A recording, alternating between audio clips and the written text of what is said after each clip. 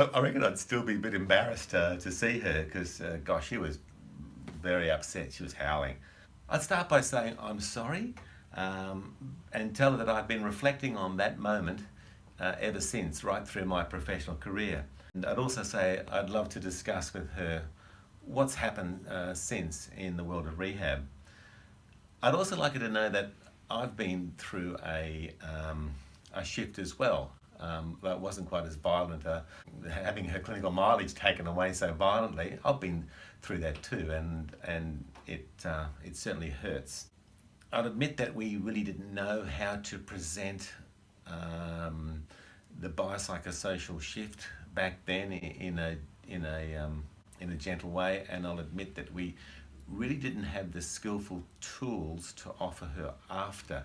The tools which are essentially based on education, based on skilled graded exposure. We didn't really offer those back then to any great depth.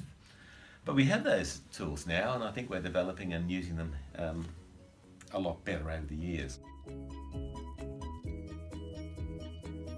Oh boy, hands on and hands off. I hate it when I see those being advertised at conferences. I've never been hands off. It's important to touch patients. It's so important, and never let that skill go. Touch to guide, touch to treat, to mobilize, to reassure, touch to reassess. 25 years ago, it would have been a real shock to tell somebody, hey, you're probably doing a bit too much manual therapy, and I really understand that now. I'd also like to add too, to chat on that these days our reconceptualisation is not all about managing pain, which is what we were doing back then 25 years. I think we've got to step out, and with the latest knowledge in plasticity and with also the research outcomes, that recovery is on the cards for many patients, and that requires a lift in clinicians' expectations. And I'd also want to say that the notion of what's a biopsychosocial treatment that we were trying to do all those years ago, it doesn't ignore the biological. That is, issues with tissue injury, tissue overload, changes in primary nociceptors, altered response profiles of immunocompetent tissues. That's all still a part of it. But a biopsychosocial treatment or biopsychosocial mental framework includes all of that and makes it much, much richer. And the stuff you learned is never really rubbish. I wouldn't want anyone to think that. The stuff people learn, it's there. And in my own reconceptualisation, we weren't really wrong, but we weren't quite right. We still hear this a lot. What if I miss something if I make this reconceptualisation?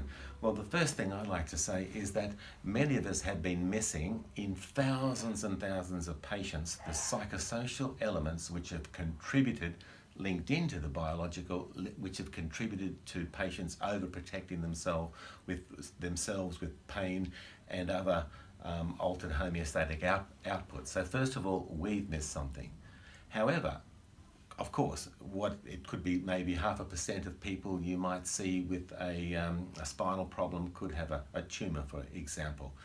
But this does not deny a really, really skilled assessment where you pick it up. In fact, I think that someone who has a biopsychosocial framework, which usually encourages more talking, more discussion about issues, is more likely to pick up these elements. For example, you might make them more comfortable about speaking about bladder and bowel issues, and you just might happen to pick up something which is which you realise is not quite in a clinical pattern and needs to be looked at by experts. But you know, I reflect again, I'd love to meet this person again, or any of people on that course, and I'd offer them a free place on another course.